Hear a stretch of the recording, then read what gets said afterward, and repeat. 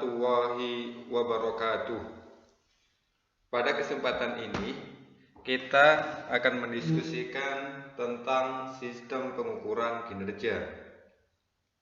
Topik ini merupakan suatu hal yang penting karena ukuran kinerja merupakan refleksi dari implementasi strategi atau pencapaian tujuan yang telah ditentukan oleh organisasi.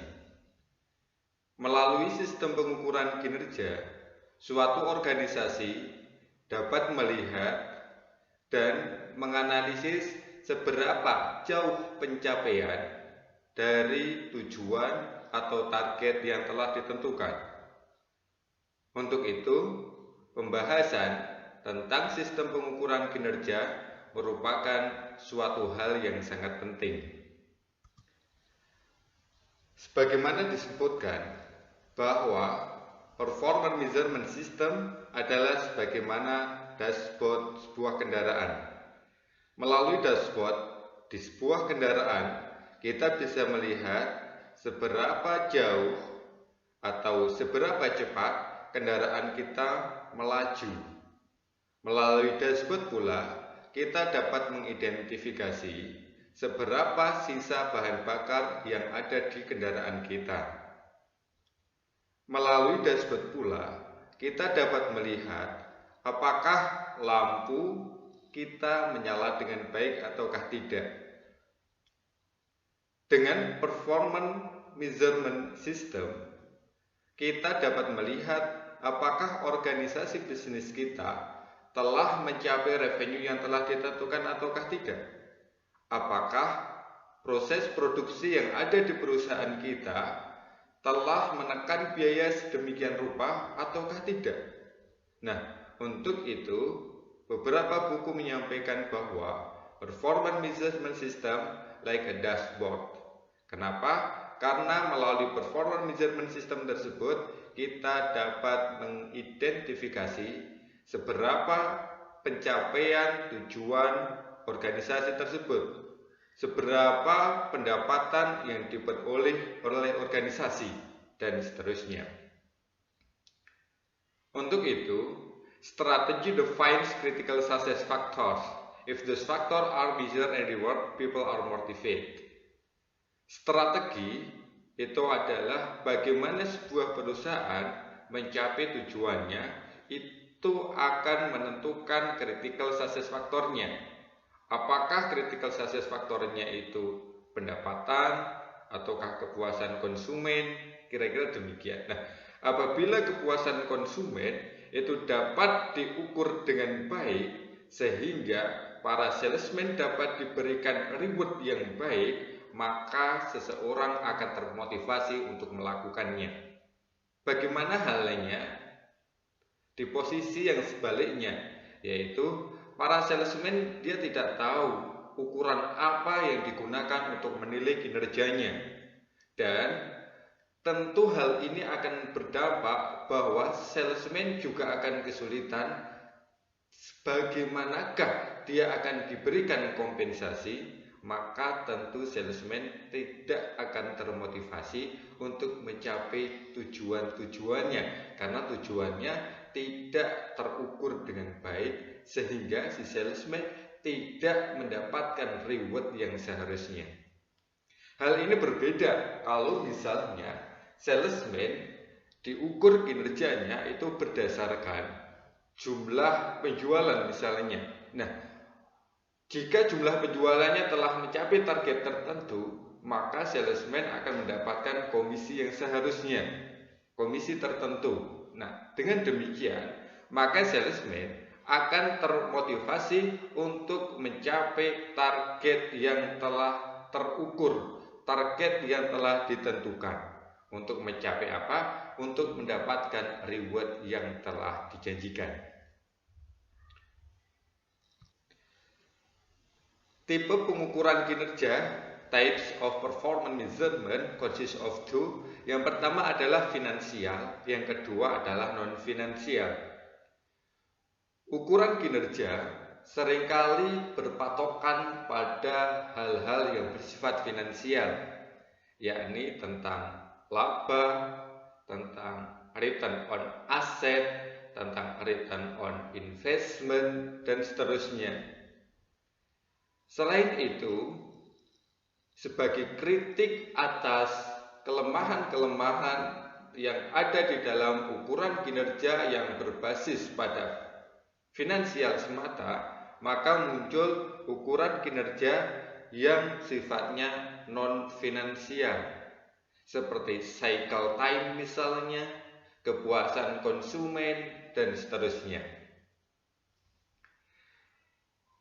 Gabungan ukuran kinerja finansial dan non-finansial itu sebagai tambahan atas keterbatasan yang dimiliki ketika suatu organisasi hanya menyandarkan pada ukuran keuangan semata. Beberapa hal keterbatasan yang dimiliki oleh ukuran kinerja yang mendasarkan pada aspek finansial saja. Yang pertama adalah commission error. Hal ini terjadi karena banyak para manajer, banyak para pimpinan bisnis unit yang dia hanya mengejar target jangka pendek saja. Yang penting menguntungkan dalam jangka pendek saja, sehingga dia mendapatkan komisi yang besar. Sebagai contoh, di dalam 1 tahun kalender misalnya, seorang manajer unit bisnis ditargetkan untuk mendapatkan laba 1 miliar misalnya. Dengan demikian, maka si manajer bisnis unit akan berusaha untuk mencapai pendapatan yang telah ditentukan tadi agar dia memperoleh bonus yang telah dijanjikan. Meskipun dengan cara seperti itu mengorbankan tujuan jangka panjang, long term-nya. Fakta ini dinamakan dengan commission error. Yang kedua, fokus pada pengukuran kinerja finansial saja berakibat pada beberapa atau sebagian besar manajer bisnis unit akan mengorbankan aspek jangka panjangnya. Kenapa demikian? Karena beberapa bentuk komisi itu adalah ditentukan dengan 1 tahun atau 1 kuartal, sehingga mereka mengabaikan aspek jangka panjangnya. Pengabaian atas aspek jangka panjang disebut dengan commission error. Yang ketiga, keterbatasan ukuran kinerja finansial, yaitu beberapa bisnis unit dia akan menyampaikan anggaran di bawah kemampuan realnya. Sebagai contoh terkait dengan pendapatan, misalnya manajer bisnis unit untuk revenue center, dia bisa memperoleh pendapatan 1 miliar. Karena bisnis unit akan berpikir bahwa jika saya benar-benar menentukan 1 miliar, maka ketika tidak tercapai hal itu, maka dia tidak akan mendapatkan bonus. Maka manajer bisnis unit dia akan menentukan di bawah kemampuan aslinya, yaitu bisa 800 juta, 700 juta, sehingga bisa memperoleh atau mencapai target tersebut itu secara lebih mudah. Penyampaian anggaran di bawah kemampuan real itu dinamakan budget slack. Yang terakhir, data manipulation. Tuntutan terhadap target-target finansial jangka pendek 1 tahun misalnya, atau 1 kuartal misalnya, seringkali menyebabkan manajer bisnis unit akan memanipulasi data keuangan sedemikian rupa sehingga target keuangan yang telah ditentukan tersebut akan tercapai. Itulah 4 hal yang menjadi keterbatasan ukuran keuangan. Untuk itu, ukuran keuangan sudah seharusnya dikombinasikan dengan ukuran non-keuangan. Salah satu contoh ukuran yang mengkombinasikan antara aspek keuangan dan aspek non-keuangan adalah balance scorecard. Di dalam konsep balance scorecard, bahwa ukuran kinerja tidak hanya beraspek pada financial perspektif saja, melainkan juga berpatokan pada perspektif yang lain, yaitu customer perspektif, internal process perspektif, learning and growth perspektif, sehingga kombinasi antara non-finansial dan finansial ini akan memacu dan memotivasi para anggota organisasi mencapai tujuannya. Di dalam ukuran kinerja ada 2 jenis yang secara umum menjadi pembagiannya. Yang pertama, outcome measures. Outcome measures seringkali disebut lagging indicators, yakni hal ini untuk melihat apa yang terjadi atau telah terjadi. Misalnya, ukuran untuk outcome atau lagging indicators adalah pendapatan, misalnya revenue. Revenue kan biasanya yang telah terjadi atau apa yang terjadi. Nah, itu adalah salah satu contoh ukuran outcome. Yang kedua adalah driver measures atau sering disebut leading indicators. Sebagai salah satu contohnya adalah cycle time. Kalau misalnya dalam produksi adalah mulai dari bahan baku sampai barang itu sampai kepada konsumen misalnya. Nah, untuk itu jika kita ingin mempercepat pencapaian produk kepada konsumen, maka cycle time-nya ini kita tentukan semakin rendah, sehingga pencapaian barang atau pencapaian produk terhadap konsumen akan lebih cepat. Jadi ukurannya itu dibagi menjadi 2 secara umum, yaitu outcome measures atau lagging indicators dan driver measures atau disebut leading indicators. Contoh di dalam outcome measures itu adalah revenue misalnya, adapun di dalam driver measures adalah cycle time. Perspektif-perspektif dalam balance scorecard itu sifatnya cause and effect. Sebagai contoh di dalam innovation and learning perspective itu adalah skill produksinya. Skill produksi yang akan baik itu akan meningkatkan internal business perspektifnya. Misalnya order cycle time-nya akan semakin cepat karena skill produksinya bagus. Jika order cycle time-nya itu bagus, maka customer satisfaction survey-nya juga akan meningkat karena konsumen akan merasa puas terhadap pelayanan yang diberikan oleh organisasi bisnis tersebut. Dengan demikian, maka sales dan revenue-nya akan meningkat. Sales dan revenue merupakan bagian dari financial perspektif. Dengan demikian, sebaiknya ukuran-ukuran di dalam sistem pengukuran kinerja sifatnya adalah cause and effect sebagaimana yang ada di dalam balance scorecard. Selanjutnya ada beberapa key success factors atau measures atau ukuran yang sifatnya non finansial. Kalau yang finansial contohnya tadi kayak ROA, ROE, revenue dan seterusnya. Adapun untuk yang non finansial ada beberapa contoh.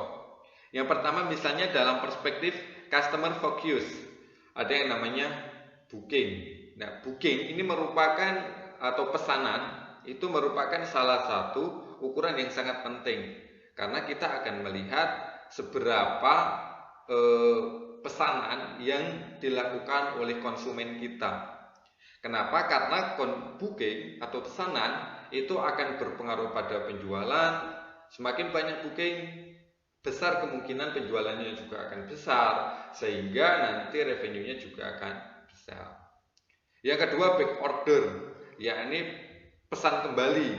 Jadi seberapa tinggi konsumen-konsumen kita yang telah melakukan pesanan melakukan pesan kembali di kemudian hari. Nah, dengan demikian maka kita akan melihat, dengan demikian mereka puas dengan produk kita, kira-kira demikian. Yang ketiga, key account orders, yakni pesanan yang dilakukan oleh konsumen-konsumen kunci. Seperti misalnya kalau kita produsen, ya berapa pesanan yang dilakukan oleh para supplier atau para retailer atau pada grosir itu. Kalau dia pesanannya besar, maka dengan arti bahwa revenue kita juga akan bertahan karena merekalah konsumen-konsumen kunci kita. Yang berikutnya, customer loyalty atau loyalitas konsumen. Seberapa loyal sih konsumen kita terhadap produk kita. Yang terakhir misalnya, meskipun masih banyak contoh-contoh kisah sukses faktor yang lain. Yang terakhir misalnya di dalam contoh ini adalah customer satisfaction, kepuasan konsumen. Jadi kita melakukan survei, nah kita bisa melihat seberapa puaskah konsumen dengan produk kita, dengan pelayanan kita. Nah, itu merupakan salah satu ukuran non finansial yang ada di dalam organisasi. Selain customer focus, ada namanya internal business process perspective. Contohnya misalnya on time delivery, ketepatan waktu pengiriman. Nah, kemudian yang kedua, inventory turnover, perputaran persediaan barang dagang. Yang ketiga misalnya kualitas. Nah, ini merupakan beberapa contoh ukuran atau key success factor yang ada di dalam organisasi yang sifatnya non finansial. Di dalam penerapan performance management system ada tahapannya. Yang pertama harus define strategi dulu. Tentu define strategi harus berhulu pada visi misi perusahaan. Dengan demikian, perusahaan bisa menentukan strategi dengan tepat. Strategi yang pernah kita bahas di pembahasan sebelumnya, yakni bagaimana perusahaan mencapai tujuannya. Untuk itu, strategi masing-masing perusahaan tentu akan berbeda karena visi dan misi masing-masing perusahaannya pun juga berbeda. Yang kedua, setelah ditentukan strateginya, maka ditentukan ukurannya sehingga kita bisa melihat apakah implementasi strategi tersebut sudah tepat ataukah belum. Karena ada mekanisme pengendalian yang dia strategi kemudian PMS. Nah, kadang-kala juga kebalik, PMS kemudian ke strategi. Nah, hal ini disebut dengan misalnya interaktif control atau pengendalian interaktif. Yang ketiga, mengintegrasikan ukuran-ukuran ke dalam sistem manajemen. Jadi ukuran-ukuran yang telah ditentukan di tahap kedua itu diintegrasikan ke dalam sistem manajemen. Yang keempat, setelah 3 tahapan itu selesai, yakni kita mereview ukuran-ukurannya dan mereview hasilnya secara periodik, sehingga kita bisa melihat apakah cycle time-nya sudah sesuai dengan yang direncanakan ataukah belum, kemudian apakah customer satisfaction-nya sudah sesuai ataukah belum, kira-kira demikian. Semoga pembahasan ini dapat menginspirasi kita semua sehingga kita bisa membuat dan menentukan sistem pengukuran kinerja yang tepat, dan dengan demikian maka perusahaan dapat mengimplementasikan strateginya dengan baik sehingga tujuan perusahaan dapat tercapai dengan efektif dan efisien. Sampai ketemu di pembahasan-pembahasan yang lain. Salam sukses. Wassalamualaikum warahmatullahi wabarakatuh.